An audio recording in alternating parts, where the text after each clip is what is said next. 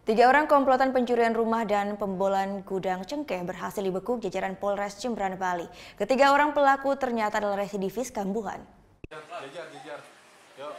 Maraknya aksi pencurian cengkeh di Jembrana, Bali akhirnya berhasil diungkap aparat kepolisian Polres Jembrana. Aksi nekat membobol gudang cengkeh ternyata dilakukan oleh dua orang pelaku residivis kambuhan, yakni Ketut Rio Negara alias Mancrut serta Putu Kris Cahya.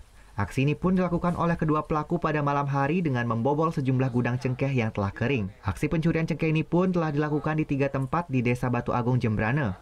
Pelaku pun berhasil mencuri sebanyak 31 kg cengkeh kering siap jual.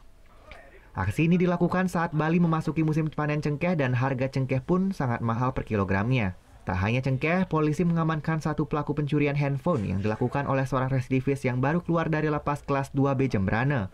Pelaku yakni Rio Irwan ternyata melakukan aksinya di sejumlah rumah kos di Jembrana. Ini ada 2 kasus pencurian. Yang pertama itu pencurian cengkeh yang dilakukan oleh Ketut Rio sama Putu, dan ini merupakan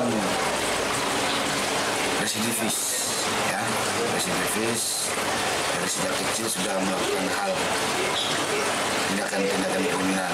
Ketiga pelaku pencurian ini dijerat pasal 363 ayat 1 KUHP tentang tindak pidana pencurian dan pemberatan dengan ancaman hukuman di atas 5 tahun penjara.